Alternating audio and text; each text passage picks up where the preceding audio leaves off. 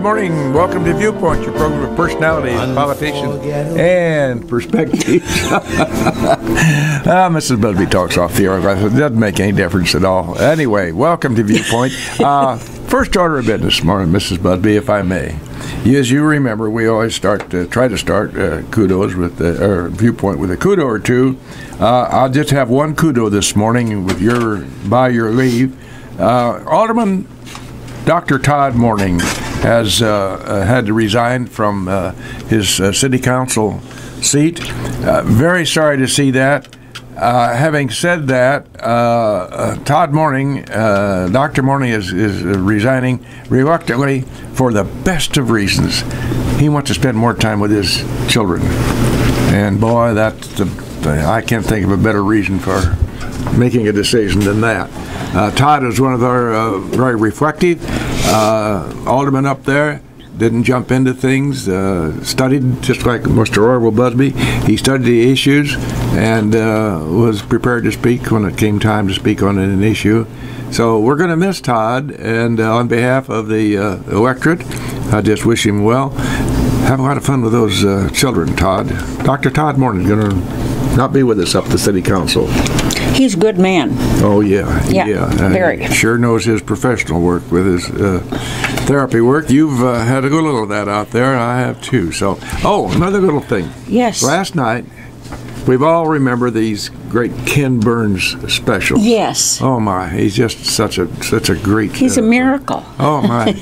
Well, they had it was a PBS fundraiser, of course, and they had a program last night on how he produced his shows. It was Tom Hanks was the host, certainly a great one, and he took us through how Ken Burns put those specials together. Very, very interesting. So, all right, now let's turn the microphone over to Mrs. Busby, who will. Oh, wait a minute! Thank you very much. I have had it in my right hand. Okay, I had a call from Mr. Tom McLaughlin, our Lincoln Presidential Museum, Lincoln Heritage Museum out there on the north side of town, and coming this Friday, the 10th, our 5th grade classes from Washington Monroe, Central, and Northwest, they're going to be doing a living history presentation during the 3rd annual Civil War Walk of the Lincoln Heritage Museum. These youngsters are going to appear at Northwest at 9 o'clock, Washington Monroe at 10:45, and the Central group are going to come at 1 o'clock. And that evening, Friday the 6:30 p.m., they're going to be hosting the first speaker of the 2017 Learn from Lincoln, Live Like Lincoln lecture series. And we're honored to have Mrs. Catherine Harris, President of the Abraham Lincoln Association, as our guest speaker, and she's going to portray the great Civil War character of Harriet Tubman. Now, that should be very, very interesting, and it's free to the public, and we would urge you to make yourself available to do that. Well, it sounds like Tom McLaughlin et al. Won't be very bored on Friday. Oh, no, Friday is a full... by the way, this Mrs. Harris she has quite a dossier. Yes. And a very, very important person down in Springfield. So, 6:30 to hear Catherine Harris.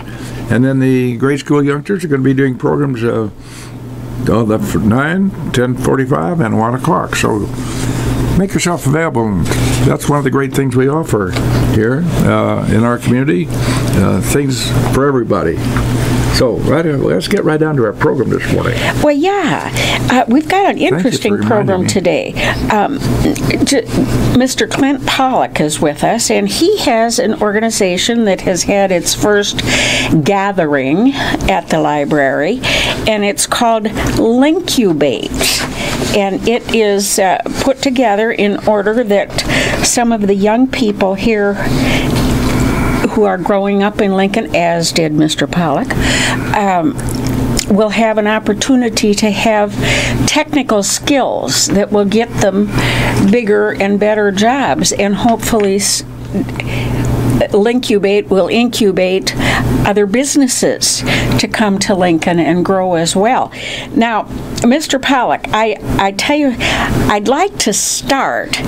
You use the term hack throughout the information that I have here. And right today in our history, we have we're using the word hack a lot. It's going on daily. It's a busy thing. 24/7. That's right. Yes. So for your purposes, would you start by defining hack? Absolutely. Well, first, just want to say thank you for the opportunity for me to be here. And in fact, inside of my my metal barn, it's basically one of the only stations that would come in. So, thank you. Yeah. Well, I yeah. don't know whether that's the good news or the bad news. Yeah. I'll think on it. You go ahead here. Yeah.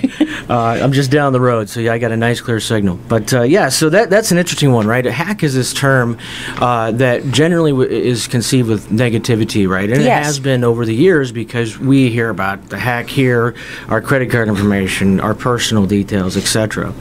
And so what it's kind of evolved into is a sort of, if you will, you might have heard of a life hack as an example. A lot of magazines might say life hack, right? Here's a life hack that makes something simpler, makes a process better. You might learn about something along the way. And the company I work for, and I happen to work in cybersecurity, and I help fight against hacking and help large organizations protect their software assets from this. And inside of our company, which is a startup, we had about 50 people when I started back in 2000, and basically now the company has grown to 600. And so what has happened in that process is the development of a very unique culture specific to our company. And one of the things that we have done is something called a hackathon, and we do them twice a year.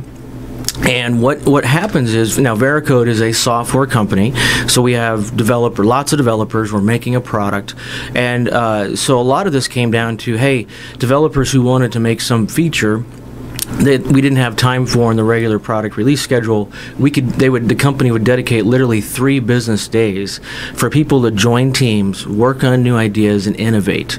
And so now we have these 2 times a year. We've got one coming up here in just about a month that I'm going to be going to, so I can continue to learn from the companies in Boston, right? So a very technological focused area. So hackathons and hacks in general now, in our term, is really a project, a thing that makes someone learn something new, optimize a process, right? And so what we have at Lincubate is we've kind of adapted this hackathon concept to where we can enable local meetings to try and connect youngsters who have some of this technical interest to get them working on skills and on projects, aka hacks as we call them, right? So it's just a fun word. No one's hacking anything. We're not doing anything illegal, but this is certainly a way for people to try something new in technology. And maybe it could be something as simple as trying to write a Hello World website or something along those lines, but you learn things. And I really think that it comes down to skills, right? Gaining skills. If you can get skills, and there's a lot of need for technology skills, I compare it to like a micro works. What he's talking about is, there's lots of jobs out there, and people need to get the skills to get the job, right?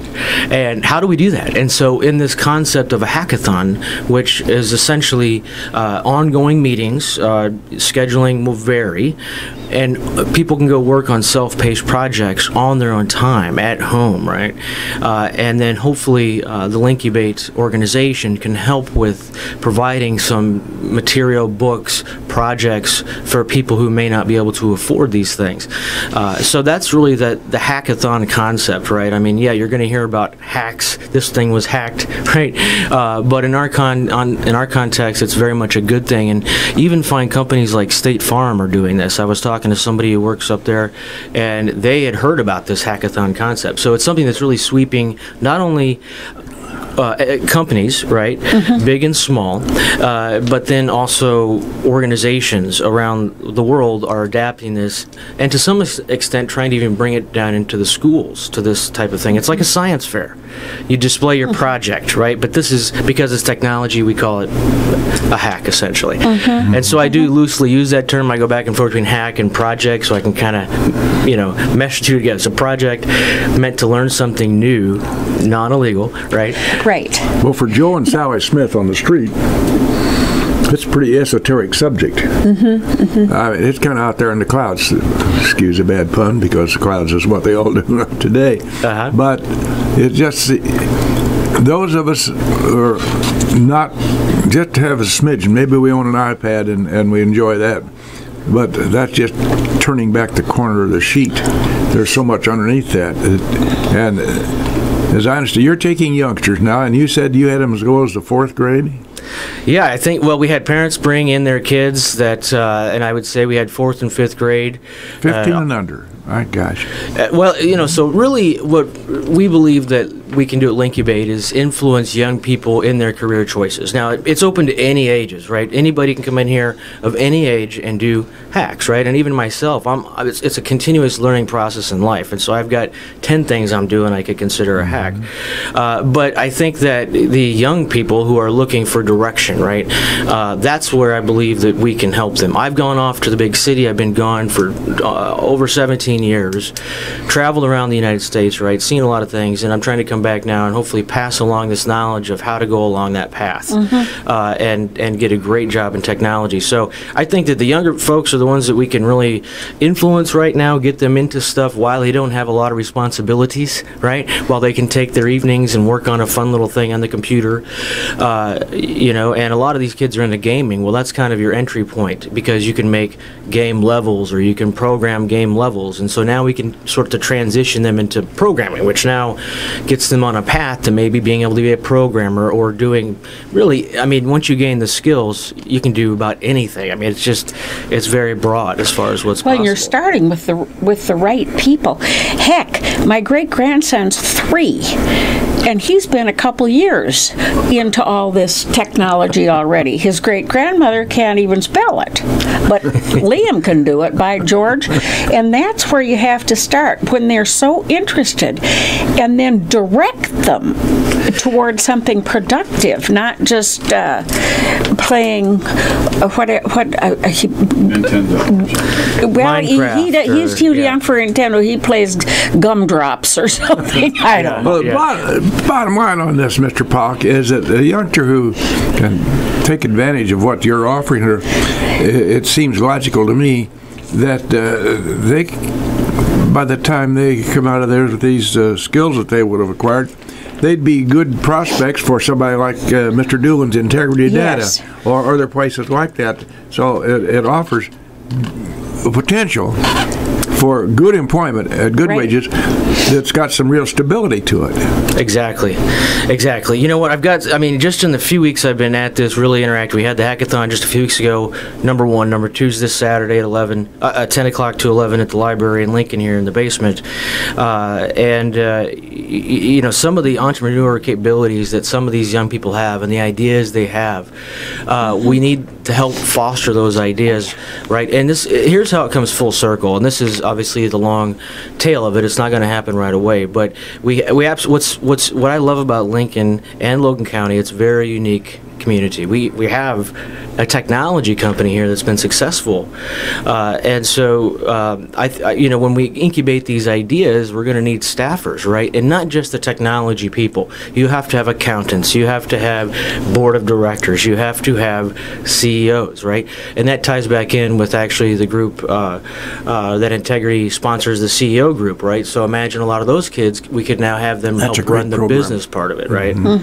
Because you have to run the business and take it to market. It's extremely difficult. So, we're trying to make a funnel, if you will, and I sort of say, like, under 15, here are some general things that those types of kids are going to be interested in. And then somewhere in there between that age and 20, 21, hopefully we can get them into projects where they have an end game and goal, because I see these kids playing around with stuff and they're just not sure. Like, I want to give them, here's what I think you can do, right? And so in 6 weeks or 8 weeks, try and go figure this out and make this happen, and come back now and present it at a hackathon, right, to our community. They walk through, the person gets to pitch it to the people, which gains valuable skills, right? I mean, you know, because eventually they might want to be able to pitch this business idea to what I'm hoping is people locally, right? We have a lot of people in this community that I think would love to see it prosper, obviously, and could invest and be a board of director and have some fun with that, right? Let's incubate some companies. And so Lincubate's job is really to connect that. The hackathon is where we make the funnel of skills. We get the networking going. We get the connections going amongst the folks. We have collaboration tools so that we can work when we're not at the hackathon. We can work, you know, in between. And then some of that will start to funnel up into teams against ideas that now become pitchable to a real investor, right? Something that's got legs. And then maybe we can create businesses that can fill office space here in Lincoln or in Atlanta or in Mount Pulaski, right? There's places there. And so, and fill it with technology. There's no reason we cannot do that.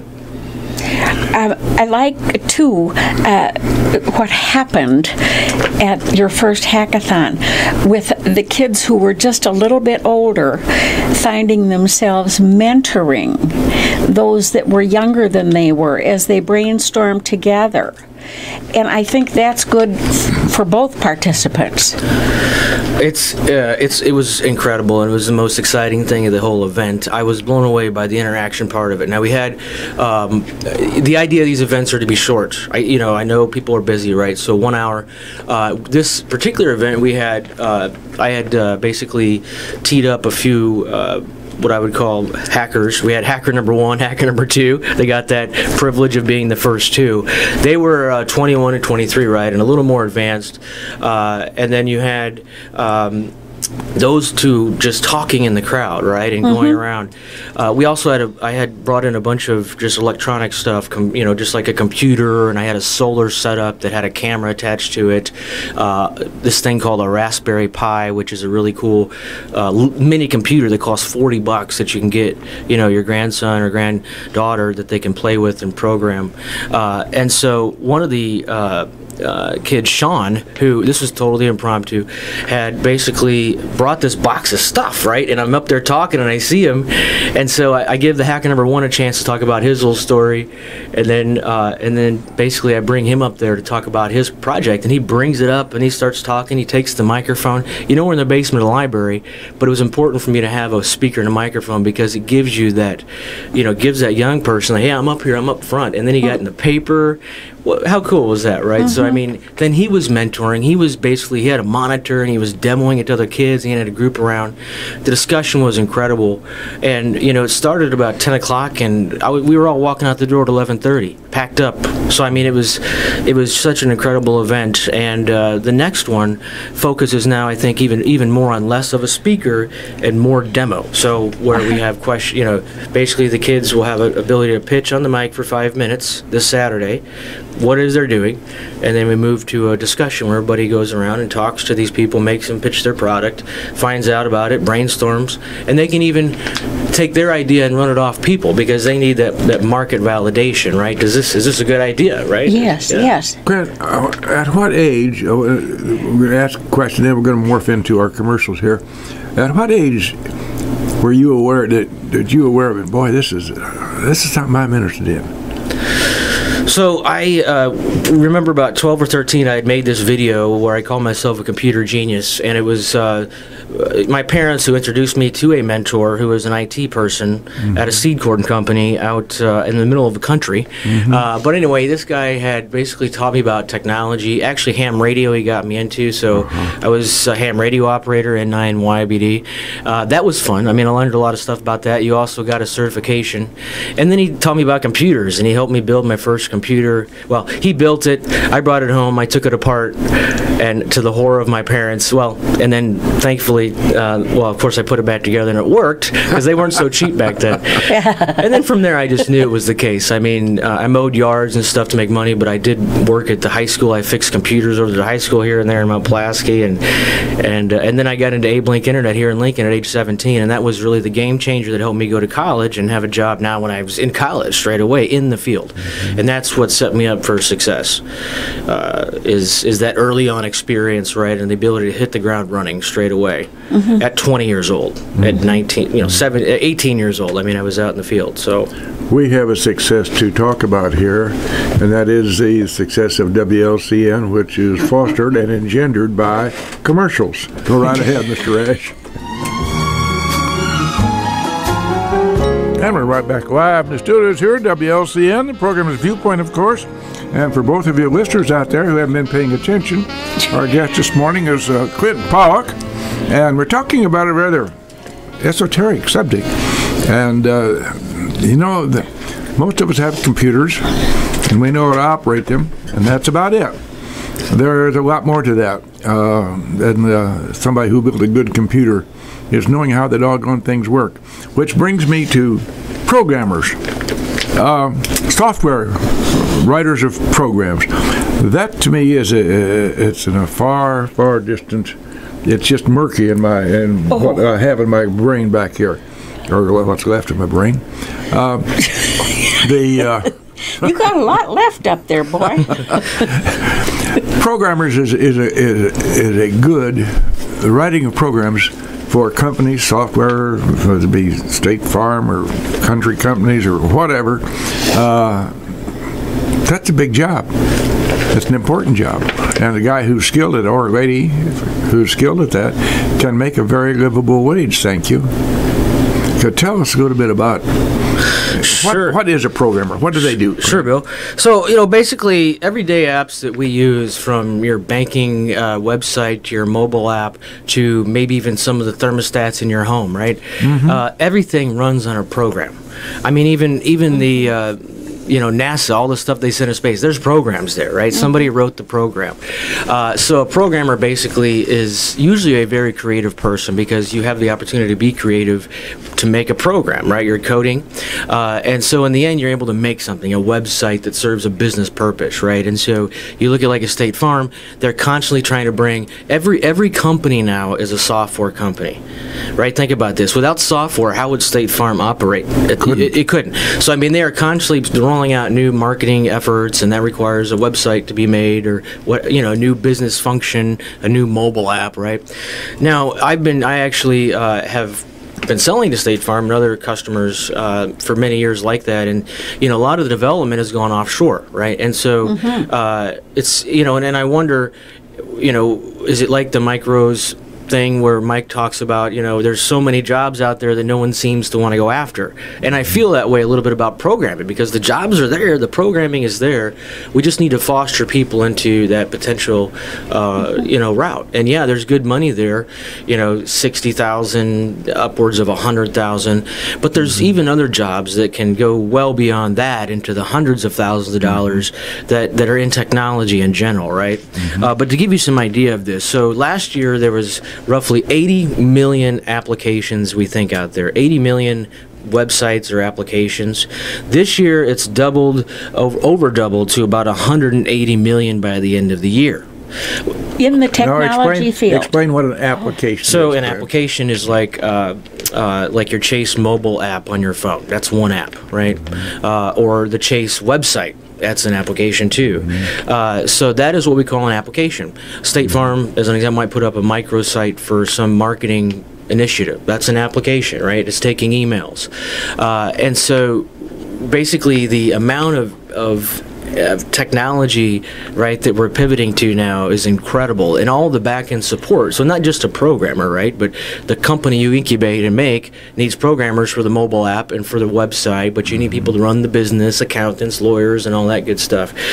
So those people in technology also make good money. So it's not just about being technical and working in a technology company. So, just to sort of go a little bit further about that.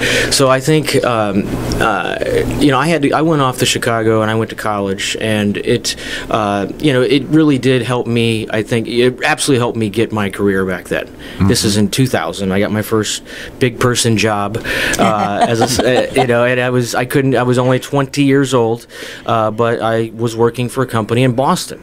And I flew out there, and I think I missed the first flight for my first interview. I was probably, so I made the interview, right? But this is in 2000, and now times have changed so much. So many people work from home, right? And there's so many opportunities. The coasts absolutely have a lot of technology companies, but they have to sell to accounts in the middle of the country in different spots. And so, like, my job is I am a sales technical person. I sell software for my company and different companies here in Illinois and Indiana, so I might travel a little bit. But you can work for these companies if you got the skills, and there's no reason why people have to necessarily leave this area. I think it's a great area. You may have to go away for a little while as we get Lincubate going, and hopefully be able to get that to come full circle so that we can actually make these companies here. It's going to take a little while to do that if we really have employment here.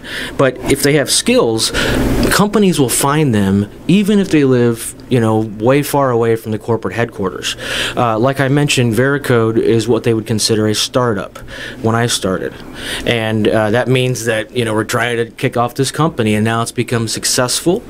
And it just got acquired by Computer Associates the other day for $614 million. Now, Computer Associates is a big company out there that buys software companies, right? Mm-hmm. And so essentially being very low on the totem pole, having a low badge number, that works out pretty good for me because I was around 50, and you get stock and you get commission, right? So I think sales for me is a job that I would love to suggest to others. I'm in security. There's no limit in amount of jobs in security. We're talking IT security, and these are things that people can do from home, right, if they have the skills. Did you say there's a limited number of jobs or an unlimited? There are in security. There's so many unfilled IT security jobs right now. Companies can't hire the talent. They have to groom the talent internally right now. So if you've got the talent, I often talk to people, customers that I work with,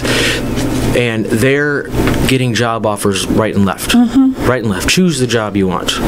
And that is what I want to enable these young people to be able to do, is you get to choose the job you want in technology because 5 people are going to be looking for you. Yeah, right. And, security must be kind of like a rat in a cage. You can develop a really good security, but then there's some highbinder out there who can crack it. So you've got to keep going, faster. It will never stop. No. Ever. And it's the best job security that you could ever have. So IT security, there's so many different technology jobs, right? IT security is a really interesting one, where you're helping, obviously, to prevent attacks on a company. You're dealing with that. And so it's a great starting point. And now, imagine, what I see is a lot of people might start in IT, and then all of a sudden, they're second from the top leading the company in 20 years, right?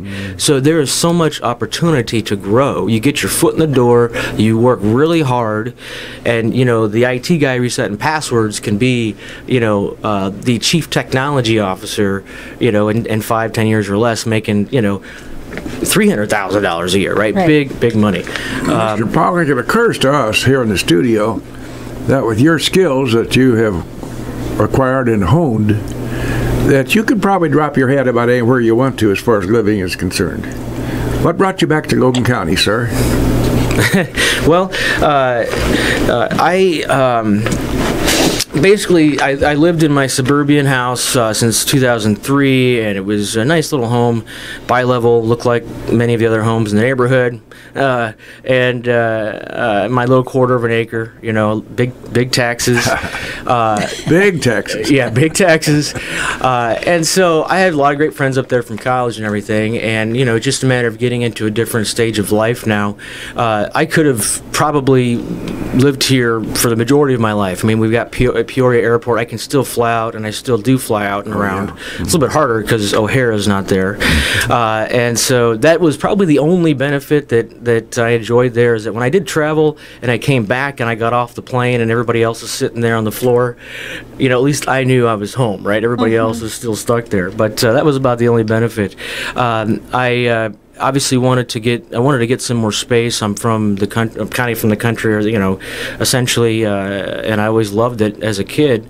And you know, it just really comes down to, I mentioned it to my mom one time I was visiting, and I left on a Monday morning about 8 o'clock, and about 8:30, 9 o'clock, I had a call. I found your place. And sure enough, remarkable. It was the right place. It had land, trees, and creek, and my Wi-Fi for the last 10 years, I've called it Land, Trees, Creek as a dream to remind me that's what I want. And so within that week, put the offer on the house and loaded the semi and moved on back, never looked back once. I absolutely am as just happy as can be. You know, it would take me within 6 miles to get from my house to the interstate. There was about 15 stoplights. Yeah. And yeah. So, and I'm not saying that some people might not have to go up and do that themselves to get their career established. I'm hoping to help avoid that, because I mean, I think that we have an opportunity here with our community. It's such a really interesting community with the amenities that we have, the colleges, the radio stations, you know, 2 technology companies in town, and hopefully growing that.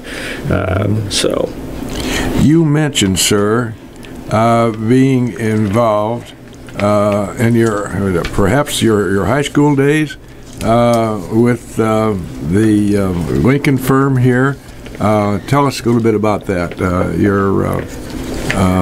I'm trying to think of the name of the... Yes, Bill, that's a great point. You know, mentors is something that I want to really hone in on. See, I have this concept of mentors at Lincubate, and parents are mentors, right? But we also have mentors who are like me, you know, who know some stuff too. But parents are going to have to go help, you know, maybe get the kid to mow the yard a few more times to help buy the kid or whatever like that.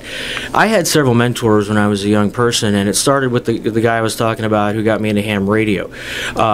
Because of all that, I was able to get a job at Abe Link Internet back in 1997. Yeah. And I was working tech support. And it was just the funniest thing, because back in '97 we had, I think, for the whole place, the whole town, we had one T1, right? And so what a T1 today is like, you know, everybody's home internet's probably 30 times faster than that anyway right now, you know, so it's just kind of funny. And he had banks of all these flashing lights in his basement. Yeah. But it was an excellent experience, and it was really kind of a fun story, because I was meeting with Patrick at Integrity, and I come around the corner, and here are my 2 comrades sitting there from the Abe Link days, and so David and Troy. So they kind of surprised me, and it was great to see them. But they were great mentors for me, and that's really where I think the mentor is so important, right? I mean, helping kids get some direction, and you know, showing them the way a little bit, and giving them some end goal to work towards, right? Like, make this widget, and then they'll go figure out how to make the widget thing do it, you know. And that's what I want to do with Lincubate, is organize these you know, these ideas to be able to put these, you know, youngsters on it, and then hopefully they can execute, present, and you know, that comes back to another point you made earlier around you know, just being able to be found out there. There's this website called LinkedIn.com, and it's like a Facebook for business people. Explain what LinkedIn is, please, sir. Yes, so LinkedIn is essentially Facebook for business people. And so, you know, I've got 17 years in the space, and so along the way I've met hundreds and hundreds of people that I've worked with. That doesn't mean that I want to be Facebook friends with all of them. No. But you want to connect with them, right? And so I get connected with the CEO of my company, the CFO, and all the other people that work there. And maybe down the road they can take you a place, right? Or you can see where they're going, and maybe they'll take you along. But most importantly, recruiters can find you. And so recruiters basically right now, and I would say we're definitely in a better market, getting a better market. And so recruiters, what they do is they help technology companies and other companies find the talent, and it takes a lot of work. They go through a lot of people, and they get paid between 20 and 30% of their salary. So maybe $20,000 or $30,000 to find a candidate. That's some serious money, right? So LinkedIn is a way for these recruiters to simply type in some search criteria and find the people they're looking for, and no matter where they live. And so if I've been coaching my first hackers here, you got to get a LinkedIn account. You've got to put all your skills out there. What LinkedIn you can do is it's like an online resume is exactly what it is. And so like my resume today is one page. It's so long I never put everything on it, but I mean LinkedIn has all of that plus certifications and extracurricular, and I like to dog foster, and and then you put skills like Linux, Windows, write up a little thing about what you're trying to accomplish. And now recruiters will send you messages, right? And so I get tons of messages and recruiters wanting to recruit me all the time. And it's again back to that skills, right? Gaining the skills, being a very good, hardworking employee, and you can pick where you want to work. And I love my job. I don't want to leave. So I mean, well, that's one of the pluses about technology is you can pick where you're going to work from. Exactly. You can pick, where you want to work from. I mean,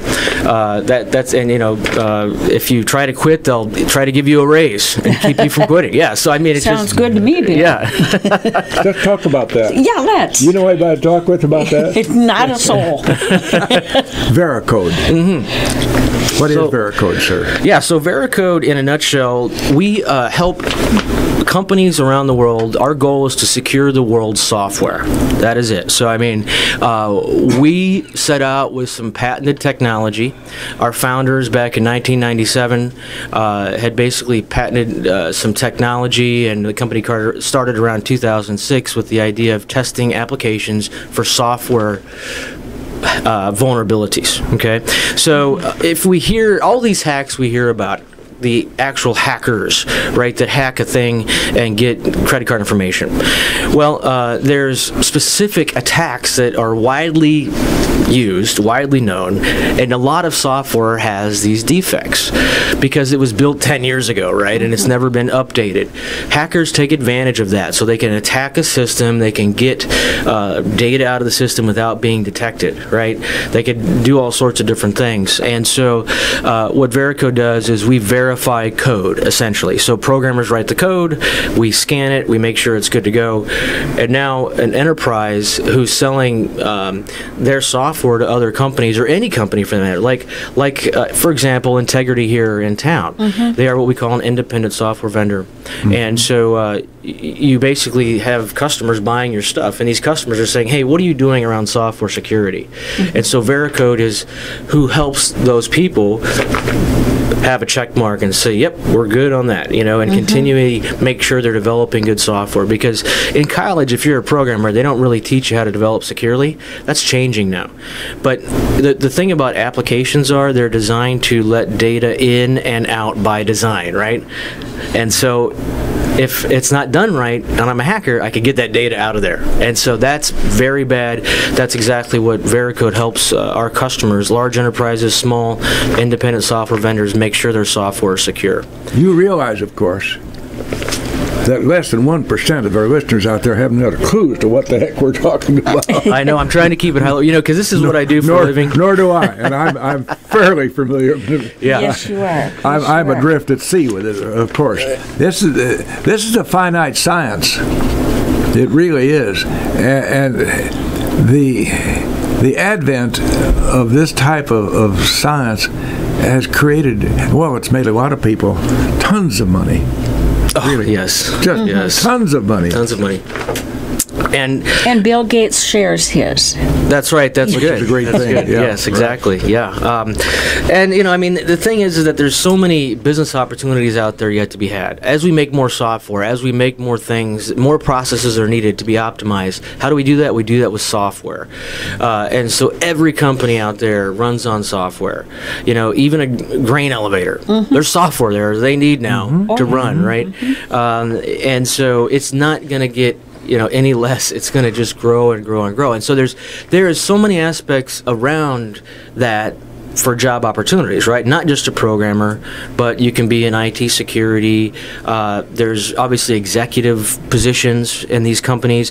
When you're an executive in a technology company that sells like this, you have, I'll give you an example. So we had vice president of sales at the company I work for. They usually don't stay very long, 2 years, Anyway, he was a vice president of sales and had already had a great exit with another company, so was already very well off. And then between now and 4 years ago, had 3 companies sell as he was vice president of sales. Now he's retired. Yeah, at a young age. At a young age. And so he's an executive, right? He's an example of, now I'm in sales, okay, and I could, if I wanted to go that path, I could basically go up that route. But I mean, the idea is let's get these kids started in skills, right? Even, doesn't have to be young people.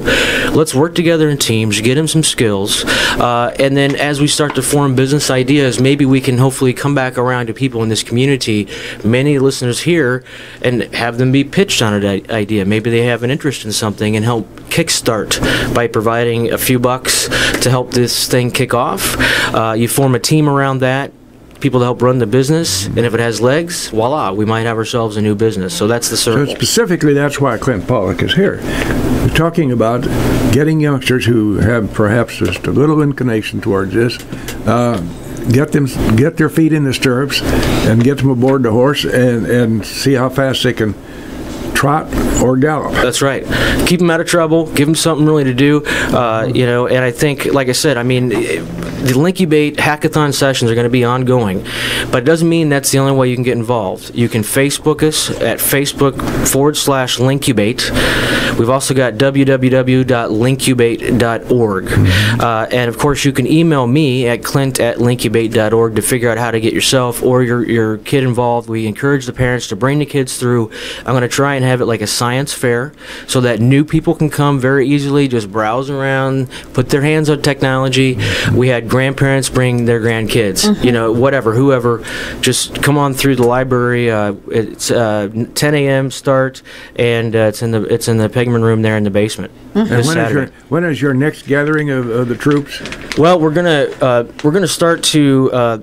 So last one was 3 weeks ago. 3 weeks is a little bit too quickly, so we're going to start to spread it out a little bit more and do more collaboration at home. And then that way, each hackathon will have even better stuff to demo to people. So probably a monthly cadence is what we're going to be looking at, but that'll be to be determined on our Facebook page and on and the website. Now this needs some sponsorship money.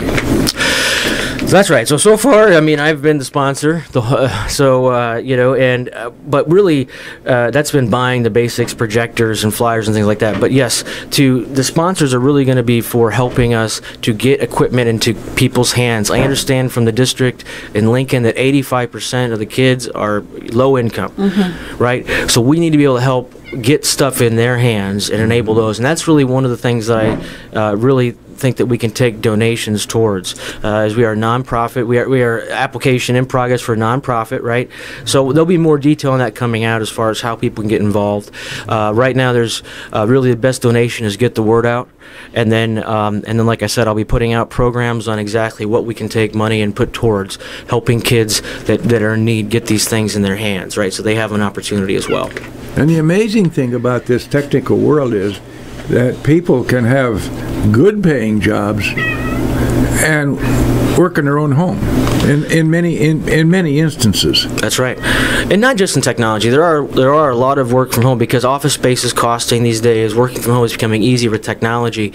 And it's not to say, I mean that's my big pitch there is that, hey, look at me, I work from home. I just moved from Chicago to Lincoln. I didn't change jobs, So it doesn't have to be that you have to go to a big city for your whole life. You may have to go up there, get your feet, established. But the earlier you start, the more skills you have, the more power you're going to have to do whatever, you wish. On your own time frame. So I mean that's our thanks to Clint Pollock, who spared to give us some time this morning. We appreciate that. We talked about Lincubate, which in its most common denominator would be I'll define it, Clint, for better technology teaching young people an entryway into technology. That's right. In the computer world. Would that be the essence of what we're incubating people, and we're helping to incubate companies. So that's what we're trying to do. Show them the way. We always try to close Viewpoint with a comment or two that's pertinent to the subject matter of the day, and I found this one. And when you think about this, you can think about people running around with iPhones and sitting in a depot or an air terminal somewhere with iPads. And it says, the internet is so big, so powerful, and often pointless, that for some people, it is a complete substitute for life. And unfortunately, that's come to be true, particularly in a lot of social instances. Yes. Thank you, Clint Pollock, very much, sir. Thank you. Pleasure.